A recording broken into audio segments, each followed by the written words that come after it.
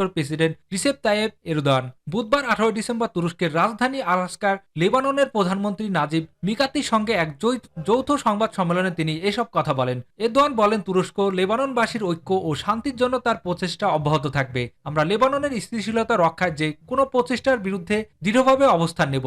Erdogan আন্তর্জাতিক সম্প্রদায়কে ইসরায়েলের প্রতি চাপ অব্যাহত রাখার আহ্বান জানান, যাতে তারা লেবাননের সঙ্গে স্বাক্ষরিত যুদ্ধবিরতি চুক্তি পুরোপুরি মেনে চলে এবং লেবাননের সৃষ্ট ক্ষতির জন্য ক্ষতিপূরণ দেয়। তিনি বলেন, তুরস্ক ইসরায়েলি আগ্রাসনের বিরুদ্ধে সব ধরনের সহায়তা প্রদান করছে এবং মানবিক সহায়তা অব্যাহত রেখেছে। লেবাননের নিরাপত্তা অঞ্চলের স্থিতিশীলতার সঙ্গে অঙ্গীকারবদ্ধ উল্লেখ করে তুর্কি প্রেসিডেন্ট বলেন, গাজায় যুদ্ধবিরস্ত পরিস্থিতি থেকে একটি স্থায়ী যুদ্ধবিরতি এবং শান্তি প্রতিষ্ঠা না হলে পুরো অঞ্চল শান্তি পাবে না। তিনি আরো বলেন, লেবাননের নিরাপত্তা অঞ্চলে স্থিতিশীলতার সঙ্গে আলাদা করে বিবেচনা করা যায় না এবং আমাদের অঞ্চল শান্তি পাবে না যতক্ষণ না গাজায় যুদ্ধবিরতি এবং স্থায়ী শান্তি প্রতিষ্ঠিত হয়। আমরা প্রতিটি উল্লেখ্য একটি বিষয় পুনরায় জানিয়ে দিচ্ছি, যারা মনে করেন আরো রক্তপাত, আরো ধ্বংস, আরো ধ্বংসযোগ্য, আরো নিরীহ মানুষের হত্যার মাধ্যমে তারা তাদের নিরাপত্তা শক্তিশালিত করবে, তারা মারাত্মক ভুল করছেন। সিরিয়ার বিষয়ে এরদোয়ান বলেন, আমরা লেবাননের সঙ্গে একমত যে সিরিয়াকে নিয়ে একত্রে কাজ করার প্রয়োজন রয়েছে। সিরিয়ার স্থিতিশীলতা মানে এই অঞ্চলের স্থিতিশীলতা, কারণ গত 13 বছর ধরে সিরিয়ার অস্থিরতা পুরো অঞ্চলের বিপর্যস্ত করেছে।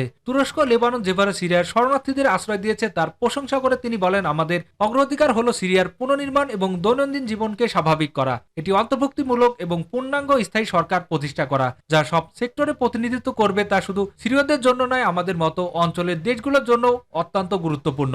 নারী শিক্ষার ব্যাপারে সমর্থন জানালেন সিরিয়ার বিদ্রোহী নেতা। 2021 সালে আফগানিস্তানে তালেবান ক্ষমতা দখল করার পর নারী শিক্ষা, নারীদের কাজের উপর বিভিন্ন নিপীড়নমূলক আইন জারি করে। বর্তমান সিরিয়ার বাশার আল আসাদ সরকারের পতন পর হয়েছে কট্টরপন্থী ইসলামিক গোষ্ঠী হিসেবে পরিচিত হায়াত তাহরি আল শামের এইচটিএস একই সময় সিরিয়ার আল কায়দা শাখার সঙ্গে জড়িত ছিল। তবে এইচটিএস বলছে তারা এখন নিজেদের বদলে ফেলেছে এবং সবাইকে নিয়ে কাজ করার মতো একটি ব্যবস্থা চালু করতে চায়। তাদের মূল লক্ষ্য এখন প্রতিষ্ঠান গড়ে তোলা। বিবিসির সঙ্গে এক সাক্ষাৎকারে আফগানিস্তানের আদলে সিরিয়াকে গড়ে তোলার সম্ভাবনা বিষয়টি নাকচ করে দিয়েছেন এইচটিএস প্রধান আহমেদ আল সারা। আসাদের পতনে নেতৃত্ব দেয়া বিদ্রোহী গোষ্ঠী এই নেতা বলেছেন, আফগানিস্তান একটি গোষ্ঠীভিত্তিক সমাজ ব্যবস্থা, সেখানে ভিন্ন রীতিনীতি রয়েছে। সিরিয়ার মানুষের চিন্তাধারা সম্পূর্ণ আলাদা। নারী শিক্ষার ব্যাপারে সমর্থন জানিয়ে তিনি বলেছেন, ইবলিতে প্রায় 8 বছর ধরে আমাদের বিশ্ববিদ্যালয় চালু আছে। যতদূর জানি সেখানে বিশ্ববিদ্যালয়ে পড়ুয়া নারীর সংখ্যা 7% বেশি। সিরিয়ার মদ্যপান অনুমোদন করা হবে কিনা এক প্রশ্নের জবাবে তিনি বলেছেন, অনেক বিষয় নিয়ে আমাদের মন্তব্য করার অধিকার নেই, কারণ এগুলো আইনি ব্যাপার। আল সারা জানিয়েছে, একটি আইনি বিশেষজ্ঞ কমিটি গঠন করা হবে, তারা সংবিধান প্রণয়ন করবে। প্রণীত সংবিধান অনুযায়ী যে কোনো শাসক বা প্রেসিডেন্ট চলতে হবে।